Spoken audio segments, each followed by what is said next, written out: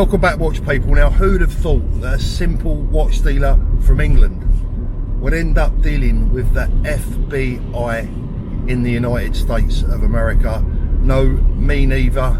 Make yourself comfortable, guys, and I'll tell you all about it. So ironically, it was the last ever deal that I did as a watch dealer. In fact, it wasn't even a profit-making deal. It was a favour for a friend, someone who was a previous customer, and had contacted me and said, Paul, I've got an expensive AP to sell. I want to sell my wife's diamond encrusted Audemars Piguet.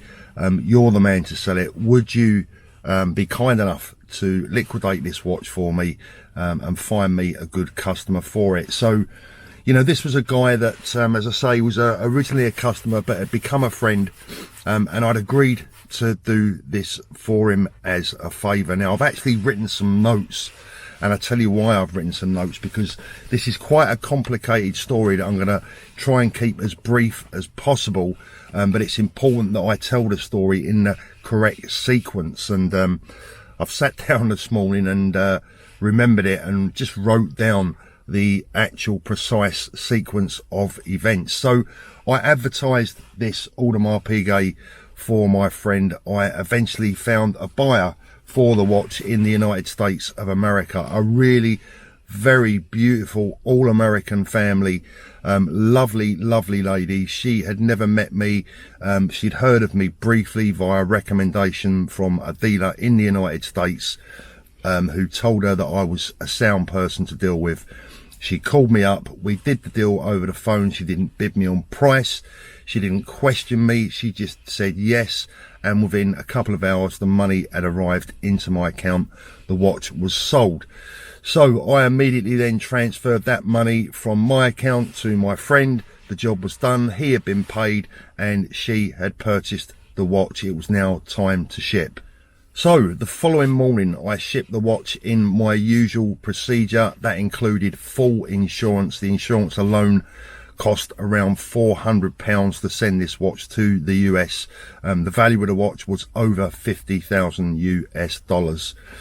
Now, the normal procedure for me is after I've shipped the following day, I'll just check the tracking to see how the watch or the parcel is making progress. And for the first couple of days, everything was fine. The watch was making its way from the UK through UK customs, onto the aircraft and then into the United States. And that's kind of where the problem started, because one minute the watch is in US customs. That's the last time that I saw the watch. And then the following day, I just checked the watch. I just checked the tracking just to see if it had made it out of US customs, because usually it can take 3 or 4 days to get out of customs. And amazingly, the watch had already been delivered. So that was the quickest that I'd ever seen a watch go into US customs and make it out so fast, and to be delivered to the address, which was amazingly fast. It was record time. And I thought, well, I hadn't heard from my buyer, and we've been talking regularly via WhatsApp, as you would with an expensive transaction like that. And I was surprised that I hadn't received a WhatsApp from her to say, I've received the watch, I'm happy with it, I'm not happy with it, whatever her message was. She hadn't contacted me. So I just sent her a WhatsApp and said, hey, I see the watch has arrived, is everything okay? And with that, she didn't WhatsApp me back, she called me. And as soon as my phone rang and I saw her number come up, I had a bit of a feeling of dread come over me. And sure enough, when I picked up the phone, she told me that she hadn't received the watch at all. Now, this led me back to the tracking system along with my customer, and we both tracked the parcel at the same time together. And the watch had in fact been delivered, but it hadn't been delivered to her address in Texas. It had been delivered to an address in Fort Lee, New Jersey, over 1,500 miles away from its destination. Now, of course, the big question is, how did a parcel clearly directed and sent to an address in Texas, how did that parcel end up being delivered to Fort Lee in New Jersey? It seemed almost impossible. The tracking was checked, it had been signed for, and it just seemed an unbelievable error. We couldn't make out what was going on, but all was to be revealed.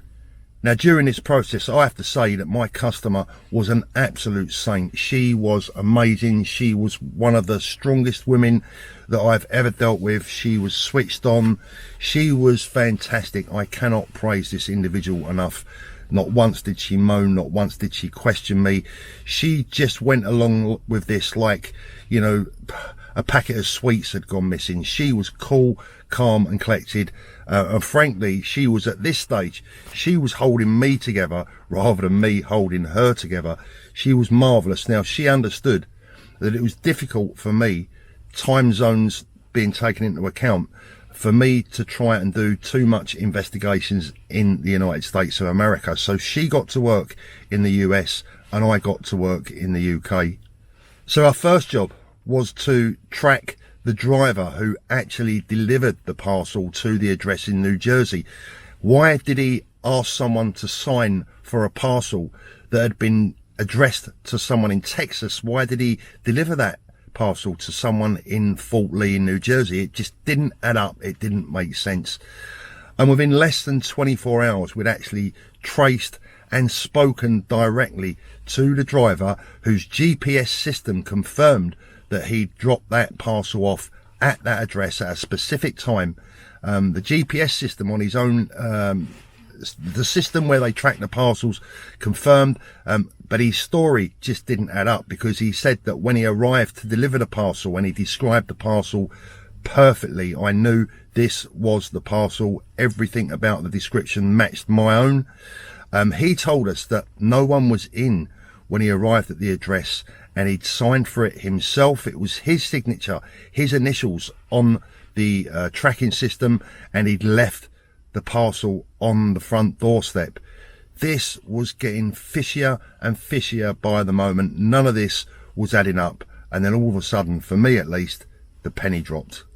Now, I go back to what I said a little bit earlier on. This parcel had made it out of US Customs in absolute record time.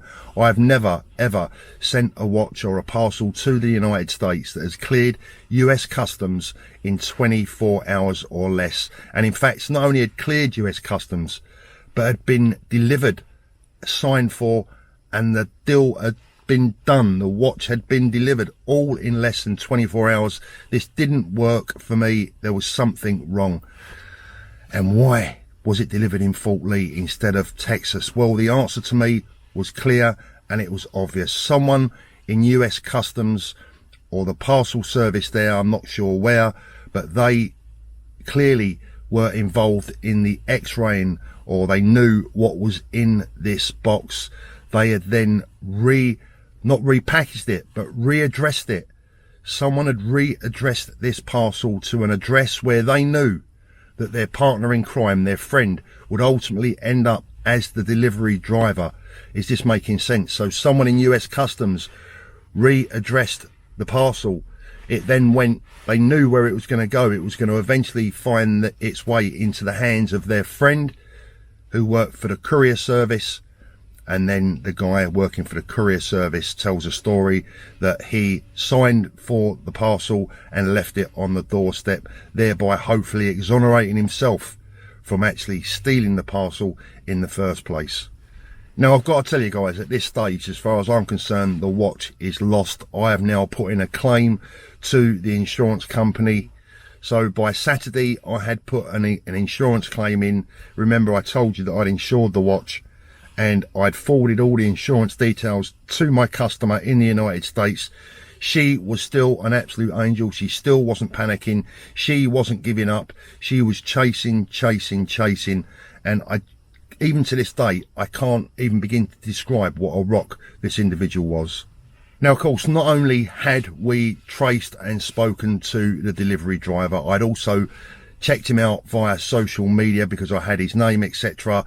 And sure enough, the connection between him and New York was made. This guy was raised, born and bred in the Bronx in New York, and the parcel went missing initially, or was redirected initially, also in New York City. So I was convinced that there was a connection between someone in US Customs and this particular delivery driver.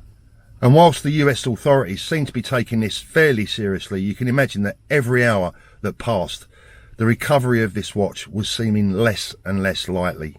Now, to make matters even worse and even more unbelievable, on the Monday, I received an email from my insurance company telling me that they were no longer accepting any business. And I took that immediately as their way of telling me that they would not entertain my claim. So you can imagine I rung them immediately. They told me that my claim would still work its way into the system, but they had made a decision to take no further business insuring watches. Whether my claim had anything to do with that, it seems likely, I don't know, but you can imagine that it was doing nothing for my nerves. Meanwhile, my customer in the US also had seen the message from the insurance company. She was now starting to show her first signs of panic and belief that maybe something even more sinister was going on. And then, out of the blue, my customer rung me. She had an idea. She had a last resort. There was something on her mind. She was going to check this out and see if we could follow a very special route. Now, her husband, who was in the oil business and had played no part in any of this so far, had been to school and was a lifelong friend who was now working for the FBI. And he said that he would talk to his friend just to see if there was anything that he could do. Could he get the FBI involved in any way, shape or form? Was it possible? And he was going to speak to his friend at the FBI and just make an inquiry. Could the FBI help? Now, don't forget, we don't know the identity, and we never did find out the identity of the person that was allegedly involved in this scam, this fraud, working somewhere in US Customs or the parcel system. But we did know the identity of the driver. Now, I went to bed. I can't remember what day it was precisely, but I went to bed one night, worried sick. What was happening? Where was this watch? How was I going to retrieve this lady's money? Because ultimately I was stuck in the middle. My friend had been paid. My customer hadn't received her watch. And I promised her whatever happened, she wouldn't be out of pocket. And my insurance company now seemed also to be playing hardball and started acting suspiciously. You can imagine my state of mind. You can imagine how I was feeling when I went to bed that particular evening. The next morning, I woke up to a WhatsApp from my customer from the United States of America, which just said, "Hey Paul, check the tracking." I immediately leapt out of bed, run downstairs, jumped to my computer, checked the tracking, and unbelievably, this parcel was back in the system, due for delivery in Texas, its original and correct destination. Now, of course, the burning question is, how did the parcel suddenly reappear? Now, I obviously called my customer in America straight away to say, this is marvellous news. What's happening? What's going on? How has this happened? And she said to me, Paul, I told you that my husband had a friend who works for the FBI. That guy made a phone call to the delivery driver and explained to him in no uncertain terms that the FBI were looking at this. They knew exactly what had gone on. And that if this parcel didn't appear back in the system, if this parcel wasn't retrieved, this guy was going to be facing a big long-term jail sentence. And lo and behold, within a couple of hours, the parcel reappeared to be delivered to my customer the very next day in Texas. I received some pictures of her wearing the watch and an email from her husband saying to me, Paul, this has been an unbelievable experience. The next time my wife and I are in the UK, you have a dinner at the venue of your choice. And I wrote back to him and said, no, I think it's actually me that owes you the dinner at the venue of your choice. An unbelievable story, but one I can promise you is absolutely 100% true.